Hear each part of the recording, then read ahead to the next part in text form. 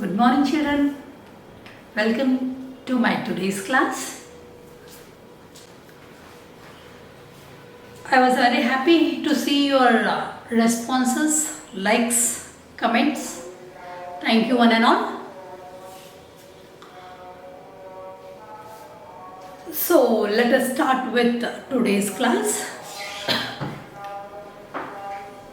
I have already completed 9 lessons. Today will be the 10th lesson. So we shall start with lesson number 10, The Pie and the Tart, written by Hugh Chesterton.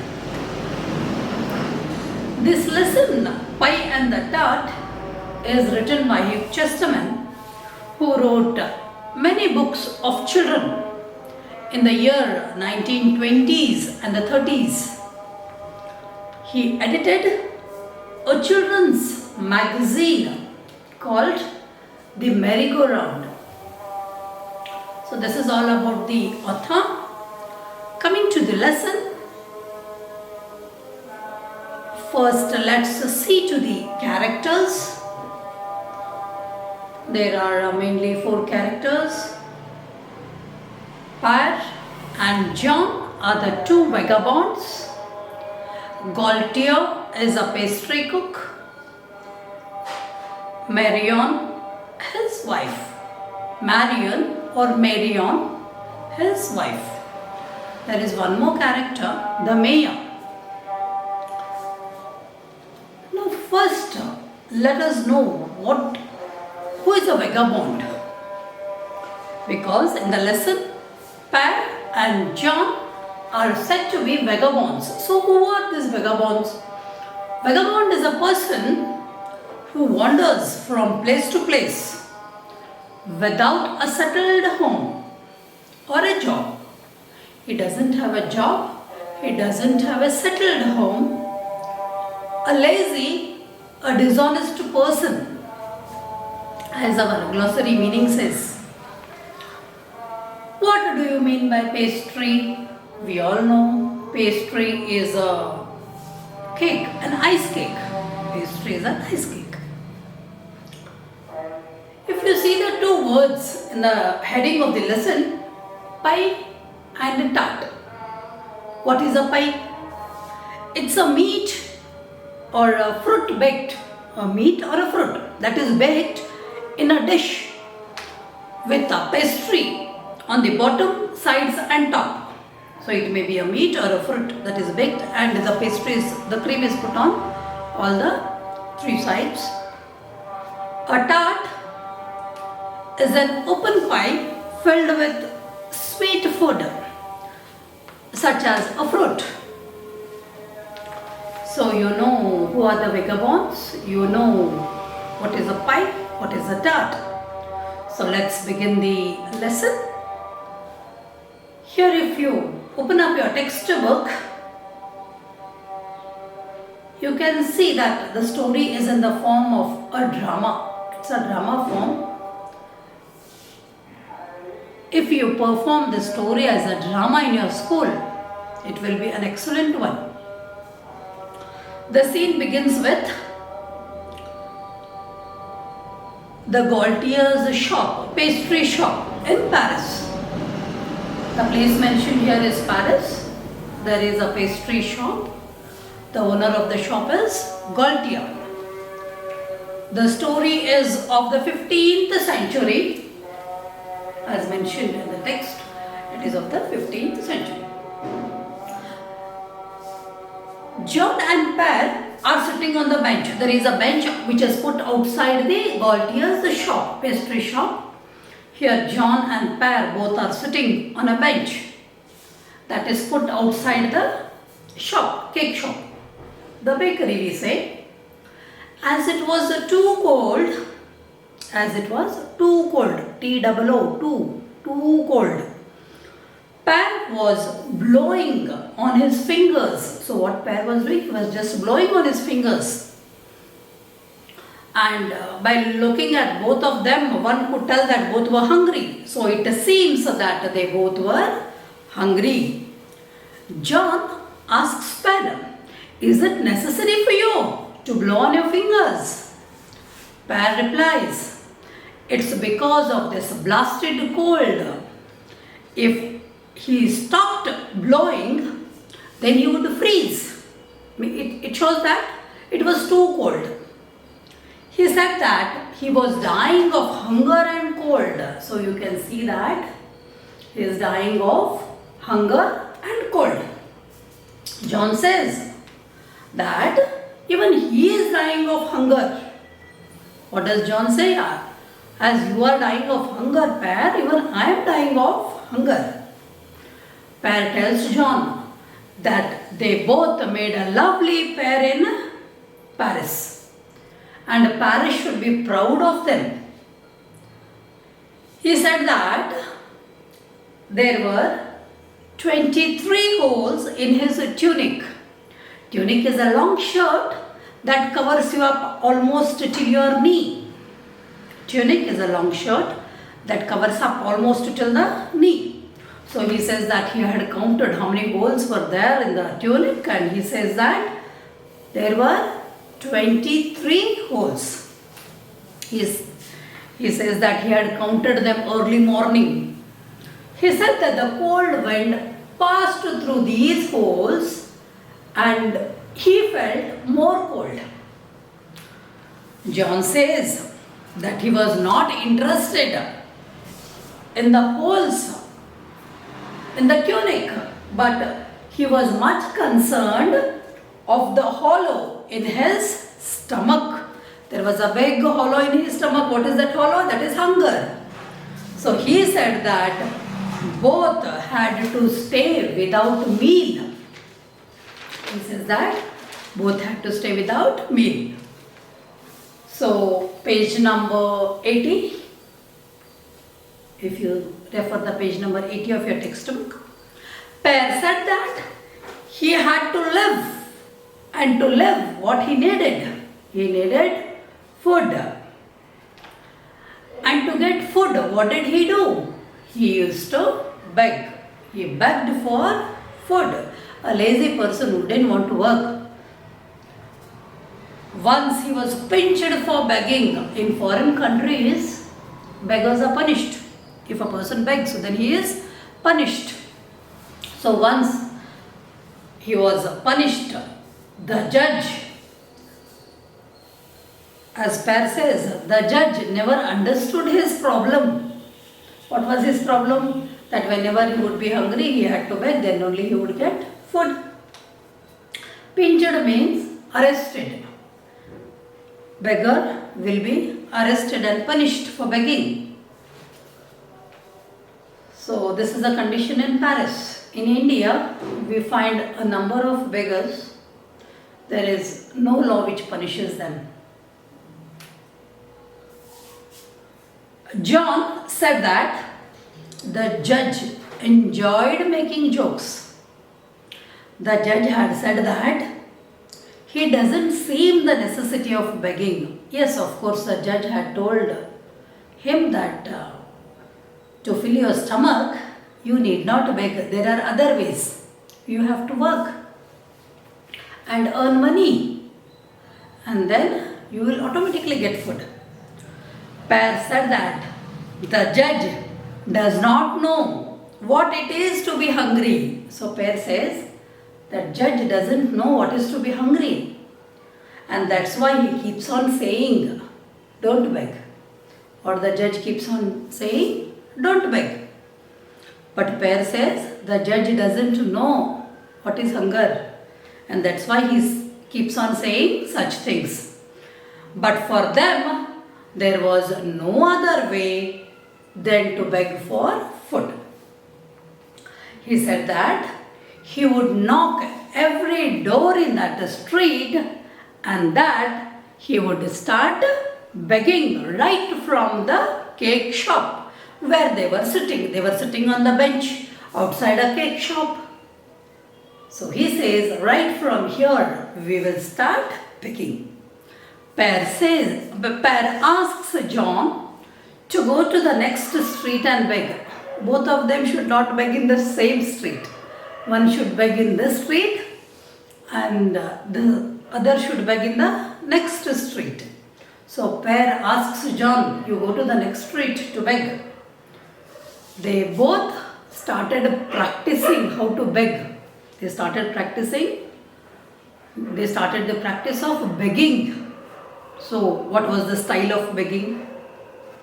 The style of begging was, for the love of Saint Agatha and the blessed saints, have pity on the poor, miserable, who has had no food for 3 days. This was the sentence both were practicing. This is how they wanted to beg in the street. Per tells John that it's not bad. Good acting for begging. But there is a small correction which he does. He says, make it 7 days instead of 3. Instead of 3 days, you are saying 3 days. Don't say 3 days. Say 7 days. And squint slightly. The eyes squint. You have to turn the eyes a little bit. He said it was a sure sign of starvation. So the condition when you beg, the condition of the person should be like a beggar. You have to squint your eyes little, turn your eyes little, and you have to say that you have not eaten food for 7 days, not 3 days. Here there is a one more question, children. What is the sure sign of starvation? That is a one more question. The sure sign of starvation is to squint the eyes slightly. So now Per knocks at the cake shop. The practicing of begging is over now. He knocks at the cake shop. He says, alms, good sir, for the love of God and all his blessed angels, take pity on the poor traveler who has had no food for a week. How did he beg? Alms, good sir, for the love of God and all blessed angels. Take pity on the poor traveler. So he is a poor traveler here in this case, who has had no food for a week. This is how Per begs. M. Gaultier. M. Gaultier is the name of the owner of the shop. He comes to the door. He is a man of approximately 50 years of age. He is a healthy person, healthy, hefty person who comes to the door. Gaultier says, go away. There is nothing for you. So what Gaultier says? Go away. There is nothing for you. He said that he was busy and his wife was out. Here Gaultier also is lying, because every now and then beggars come. What do? For one, maybe we may give alms, but the others we tell. He tells you better go to the next street. He shuts the door. So what Gaultier does? He says, you better go to the next street, and he shuts the door. Now it's John's turn.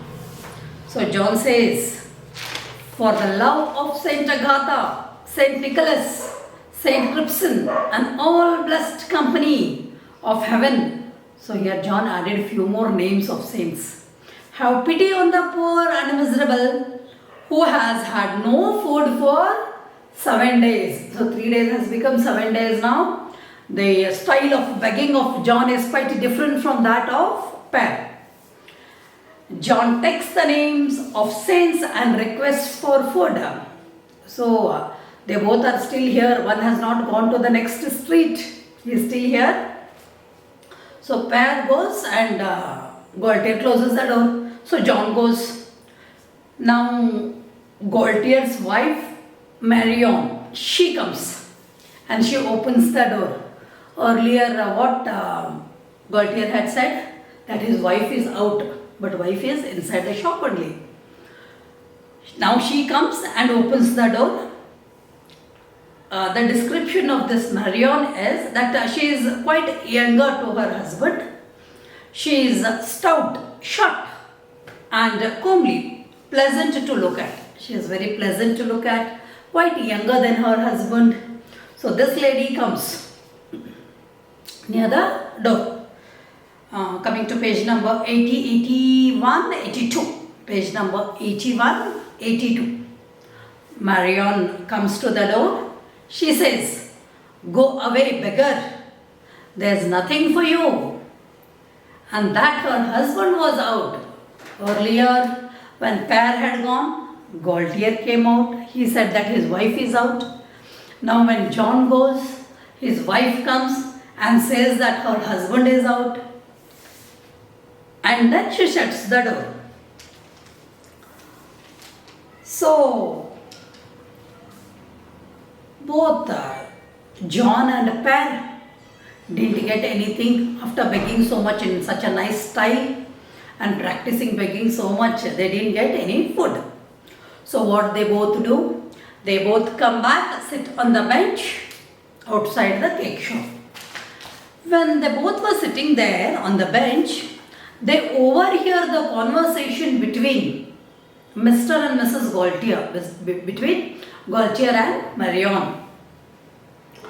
Gaultier was telling his wife that he would go to the mayor's house for dinner, and he wanted to carry the eel pie to the mayor's house. This is the conversation which is going on between Marion and Gaultier inside the cake shop. So he's telling his wife that he had to go to the mayor's shop, the mayor's house, and that he had to carry the eel pie. So what he is telling is, he's telling his wife to carry the eel pie for him to the mayor's shop. Will the wife carry it? No way, no chance that the wife will do something like this for her husband. So Gaultier is telling his wife, "I want to carry the eel pie, so you please carry it for me. That mayor doesn't keep many things at the table, so I want to carry this eel pie." Marion says she will not carry it to the mayor's house. She asks Gaultier to send someone to take the eel pie. So what is this eel pie now? Eel is a kind of a finned fish. Actually, eel is a kind of a finned fish. And eel pie is a baked fruit and fish dish with the pastry on all the sides. So with a little bit of the flesh of the fish and all the pastry on the sides is called, a baked thing is called as eel pie. Gaultier felt that it was a good idea. What was the good idea? That to send the messenger to carry the eel pie.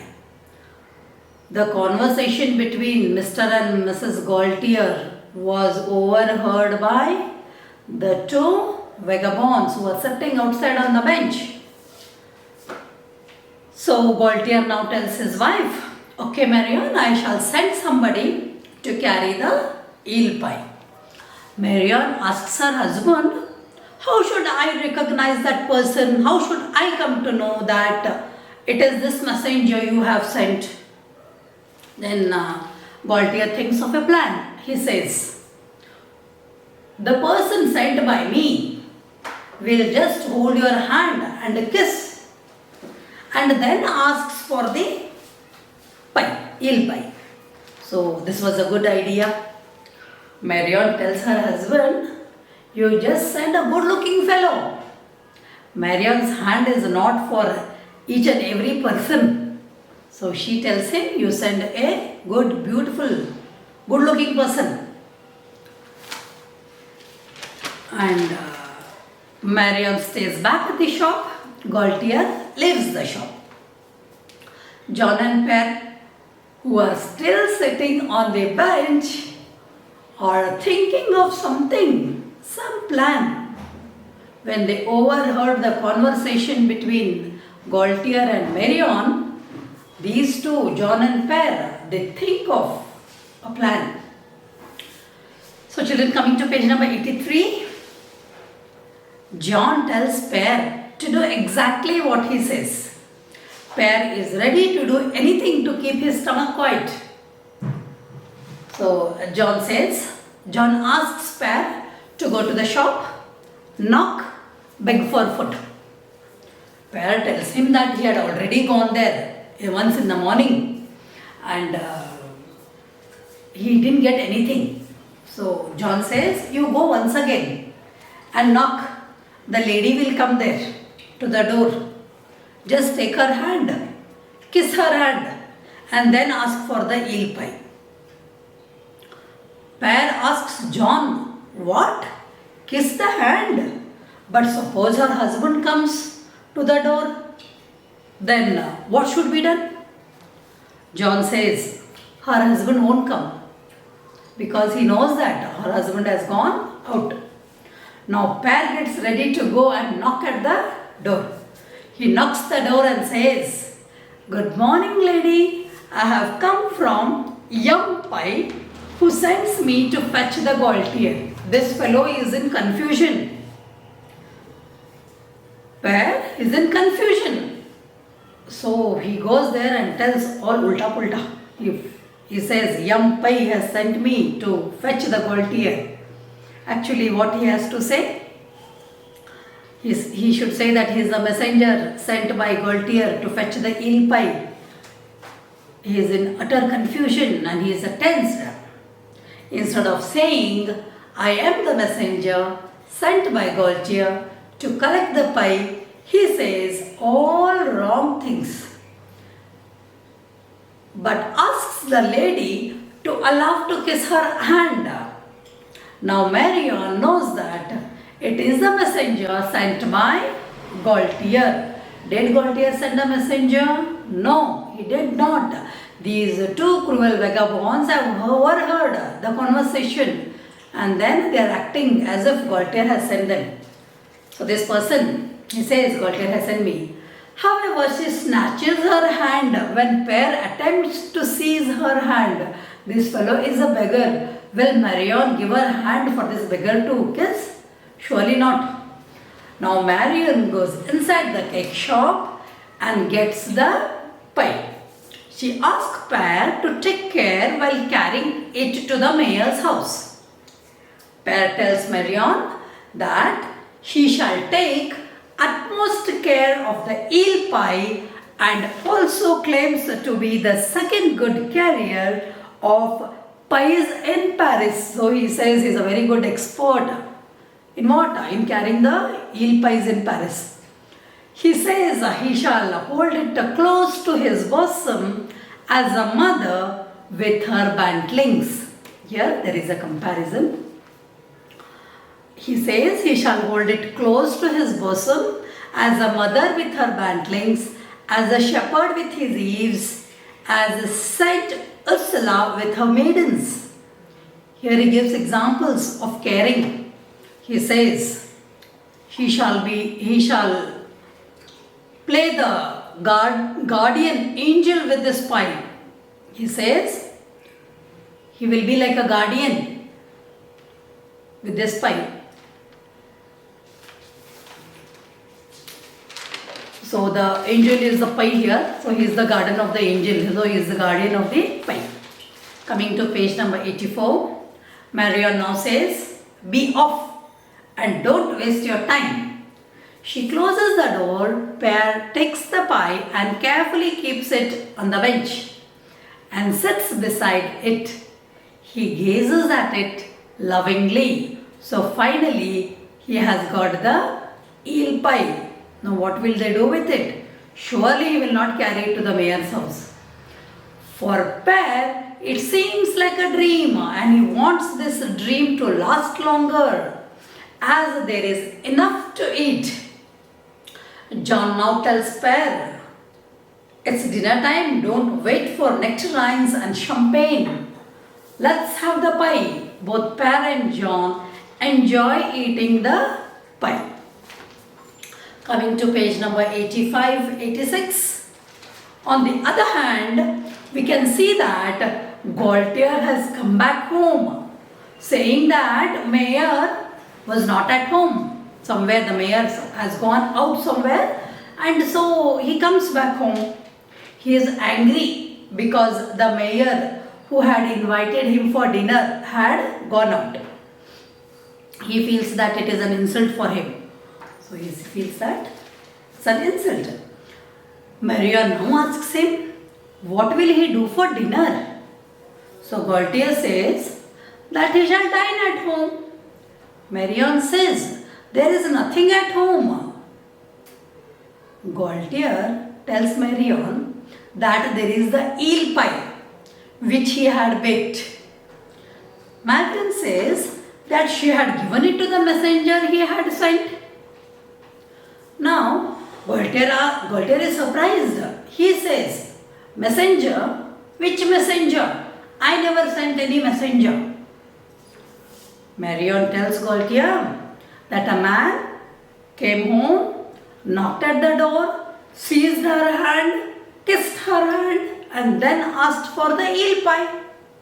And she thought that it must be the messenger sent by Gaultier, and so she had given the eel pie to him.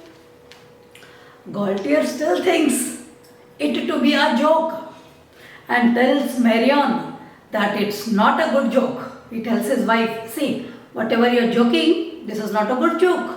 He himself goes inside the cake shop to check the eel pie. He had baked one eel pie and he had kept it in the kitchen. So he goes there to check out. That is the scene which is inside the cake shop, and outside the cake shop you can see these two. They are sitting on the bench, arms around each other's shoulders, very happy. Nicely they have enjoyed the eel pie, and with their arms around each other they are sitting. Père tells John that his stomach is full, and so his brain has begun to function. He says, now my stomach is full and my brain is working. It is functioning properly. There is a conversation between both of them. John says, brain should not be overburdened. It is not good for digestion. Père says that an eel pie was a masterpiece and the best work of an artist. So they are having a conversation in which they are discussing about the eel pie. He says, the composition was faultless. The flavor of it at its best.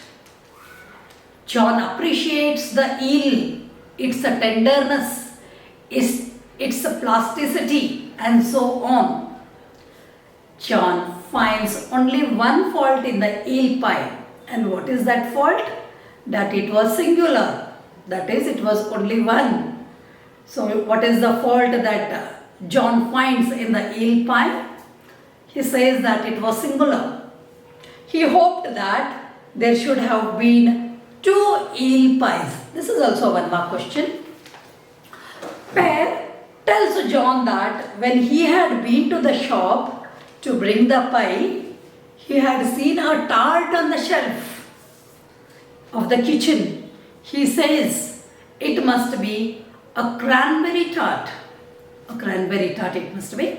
He only had a glimpse of it. He says it was succulent, juicy, spiced, sugared, white as a maid's bosom, young one, a maid's young one, white, pure white. He says, why not the tart be ours? So now the cruel mind is planning out something else to get what? To get the cranberry tart. They had already eaten the eel pie. Now they wanted the cranberry tart. Why don't you go and fetch it? Why don't you go and bring it? John asks how it can be brought. Père tells him we can follow the same old formula. Knock at the door, say that Gaultier has sent him, kiss Marion's hand, and then get it. Very easy. John gets ready to go to the shop. They both think that it is very easy, but it is not so. John gets ready and he goes to the shop. John knocks at the shop door. Marion says, what do you want? So Marion says, what do you want? John tells Marion that Gaultier had sent him. He further says that eel pie was not big enough. So Gaultier had asked for the tart which he had kept on the kitchen shelf. If you see page number 87, On page number 87, if you see page number 87, John tells Marion that Gaultier had sent him. He further says, the eel pie was not big enough, so Gaultier had asked for the tart, which was kept on the kitchen shelf. Was it true? No. It was all a plan. Marion now goes inside and sends Gaultier at the door. Gaultier runs to the door, shouting. First of all, Gaultier is angry. Now he comes out shouting, "You thief, dog, cutpurse, reptile, rapscallion." So whatever bad words were there, he was using. "What have you done with the pie?" He says, "You dog, reptile, cutpurse, rapscallion, what have you done with the pie?" John says, "Stop beating," so that he could clear the things. He said that he couldn't tell anything until Gaultier stopped beating him. Gaultier now stops beating John. John tells that it was not his mistake. One of his friend had overheard the talk between both of you. So his friend had come to take the pie. Gaultier asks him where that friend of his was. John promises Gaultier that he will go and get his friend. Gaultier tells John that if he doesn't return with his friend, then he will have both of them hanged for thieving, for theft. He said he would give 5 minutes only and not a minute more. He would not give a minute more. Coming to page number 88, John now comes to Per and tells him that the lady wants the same messenger who had come earlier. Then only she would give the tart. See the plan. John tells that he kissed the lady's hand until it was sticky, but the lady didn't agree to give the tart. Per says that he himself should go to get the tart. He tells John that he would show how to manage things. Okay, let us see what Per will do now. Per now goes to Gaultier's shop. Gaultier seized the collar of Per and says, "You are the dog who took away the pie? What did you do with that? Don't lie or I will impose a law on you." So Gaultier is telling Per, "You don't tell lies now. You tell me, what did you do with the pie you took away from my shop?" Per is very clever. He manages the things. He says that he had overheard the conversation between Mr. and Mrs. Gaultier. He had come as a messenger. He had carried the eel pie to Mayor's shop, to Mayor's house, not Mayor's shop. That he had come, he had overheard the conversation, and that's why he came there as a messenger. He took the eel pie and he took it to his house, Mayor's house. He further said that Mayor was very delighted to see this. Gaultier says, "You don't lie. I know. I had been to the Mayor's house. The Mayor is out. He is not at home. You are lying." So Per says, "Yes sir, he was out, but at present he is in the house and he is waiting for you." So one more lie. Gaultier believed Per's words and said, "Run back to the Mayor's house and tell him that Gaultier will be there in 5 minutes. Otherwise he will think that Gaultier is not coming." So Gaultier believes Per's words. So Per says, "Then give the tart, sir." He quickly took the tart and he said that he told Gaultier that he would take the tart and he would go to the Mayor's house and that he would inform the Mayor that Gaultier is on his way. Gaultier goes to the kitchen, brings the tart and hands it over to Per. Children, you can see how pair cleverly gets the tart. So here we come to know that we should use our wiseness, our intelligence cleverly at the right time and take proper decisions. Taking proper decisions at the right time, right decision at the right time is very much necessary. See, pair, though he was in a problem, how nicely he handled the things and also he got the tart. John and pair now enjoy the tart. First they had eaten the eel pie, now they enjoy the cranberry tart. So this is all about the pie and the tart. So coming to the examination point of view, questions like what is a pie? What is a tart? Why was Pear pinched? How did he defend himself? So these are the questions, one more questions. What according to Pear is a sure sign of starvation? How would Marion recognize the messenger?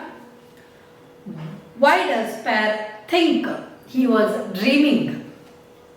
What makes Pear say that eels give up themselves to Gaultier? Eels give themselves up to Gaultier.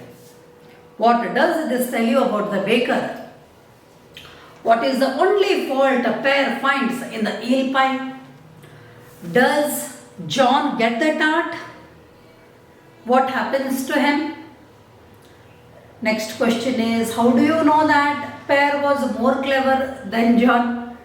Explain those. These are big answers, like 3-mark answers. How are both John and Pear similar? How are John and Pear different? The qualities, the different qualities in John and Pear and the similarity between John and Pear. So these are the likely questions. Children, you have to read the lesson to know the reference to contexts. RCs will appear from this lesson. So you have to read the conversations. The conversation will appear as RC. So I have completed with 10 poems and 10 lessons. Hope you all have understood and liked my video. Thank you.